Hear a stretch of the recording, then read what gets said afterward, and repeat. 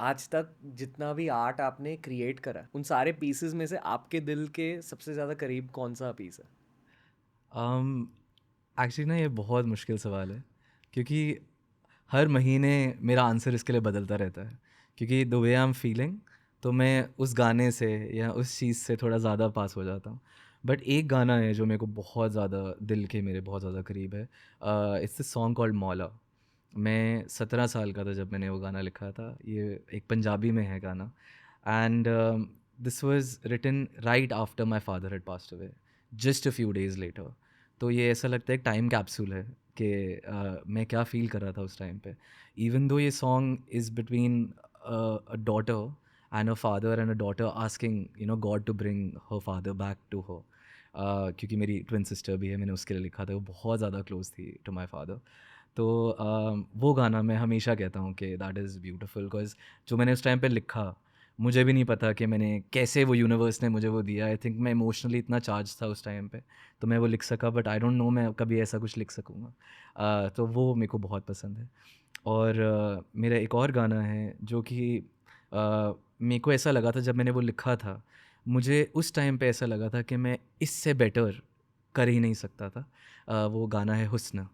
म, जब मैं वो लिख रहा था, my life changed because of that song also. But जब मैं, मेरा प्रोसेस भी जब चल रहा था, I was so proud of what I wrote. For me it was perfect. तो एक वो गाना भी मैं कहूँगा जो मेरे को बहुत ज़्यादा पसंद पहले ज़्यादा ब्रेकडाउन कौन से गाने को करें? है। मौला को कर सकते हैं, आई थिंक उसमें बहुत सारी चीज़ें हैं जिसके बारे में बात कर सकते हैं। ओके, या I love that you immediately name that song. या That's actually clarity speaking. या जो बहुत सारे आर्टिस्ट की एक वीकनेस होती है, fact that you had that clarity, या that's why you grown, you know, या मे बी। कैपिटलिस्टिकली। फील कि एक्चुअली अगर दुनिया को अपना आर्ट दिखाना है ना, एक थोड़ा वो बिजनेस माइंडसेट भी होना चाहिए। वही art is a combination of feminine energy and masculine energy. Yes. Anuv भाई, मौला, बताइए डिटेल में। और I would actually like for you to begin with sharing your favourite line from that song. Okay. तो उसकी जो फेवरेट लाइन है, मैं पंजाबी में है लाइन, बट मैं हिंदी में भी समझाऊंगा। लाइन है, मैनू ਇਹ लगदा है कि भुलिया तैनू जहाँ, पर मेरी अखां दे विच तू ही तो है रहा, ते अपनी अखां दे इन आंसुआं नू रोकिया, बह ना जावे तू, बह ना जावे तू। अगर आप इसको हिंदी में ट्रांसलेट करें तो इट मीन्स कि मुझे ऐसा लगता है कि पूरी दुनिया आपको भूल गई है, पर I still hold you in my eyes. मैं अभी भी आपको अपनी आंखों में संभाल के रखती हूँ। और मुझे ऐसा लगता है कि I need to stay strong, और मैं रोना नहीं चाहती, बिकॉज अगर मैं, if my tears flow out, तो आप शायद बह जाओगे।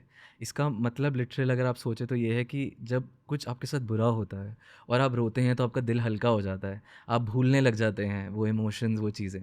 पर when my dad passed away, my sister was literally in that moment कि वो भूलना ही नहीं चाहती, तो वो रोना ही नहीं चाहती कि अगर मैंने रो दिया तो दिल हल्का हो जाएगा और मेमोरीज थोड़ी सी वीक हो जाएंगी उनकी। तो that is what that line means, and I was 17 when I wrote it, so I'm happy that like that came to me, because that kind of sort of, like I said, acted as a time capsule कि ये यहाँ हुआ है हमारी ज़िंदगी में हमारे साथ। तो yeah. अगर आज आपके पापा आपके साथ होते, हम्म। क्या कहते हैं आपको seeing this version of Anuv Jain? वो बहुत ज़्यादा खुश होते हैं।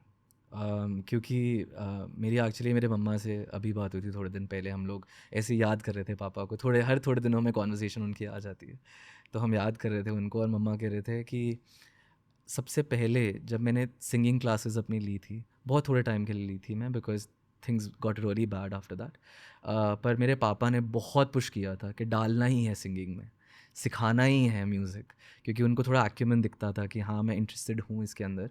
तो वो बहुत पुश करते थे जब भी उनके, हम मतलब मैं और मेरी ट्विन सिस्टर हैं, हम जिस भी चीज़ में इंटरेस्टेड होते थे, वो बहुत ज़्यादा फोकस चाहते थे और बहुत पुश करते थे कि आप बढ़ो इसके अंदर आगे। तो अगर वो आज देख सकते हैं कि मैं एक्चुअल में उसी फील्ड में हूँ, मैं सिंगिंग कर रहा हूँ, मैं म्यूज़िक बना रहा हूँ, मैं लिख रहा हूँ, तो वो बहुत ज़्यादा खुश होते प्राउड ऑफ यू ब्रदर। हैं। Thank you so much, thank you. Little bit of a tangent. Hmm. I am 500% sure कि आने वाले 5 से 10 सालों में you gonna keep growing, you I know. Hope so. F that, like, that's not even it's not even a conversation. But जो मैं कहना चाह रहा हूँ वो ये है कि यार आने वाले 5-10 सालों में ना आपसे एक और बहुत डीप एल्बम आपके दिल में से निकलेगी, चल I hope so. related to philosophy and maybe some kind of self awareness journey. That's what I sense. Based on a little bit that I've got to know you, unless you're already writing something. That's crazy. Yeah, I don't want to talk about it right now, but that's mad, bro. That's crazy. You're not an album, a song, but you're very, very accurately like on point right now. Yeah. Yeah. Something in that, like, I mean, I can't speak musical language, but Yeah. something in like a rock star movie album zone. Yeah. What that album made you feel. Something like that's going to come out of Anuv. Let's see. थोड़ा सा मैं freak out हो गया हूँ, but yeah, let's see. let's see.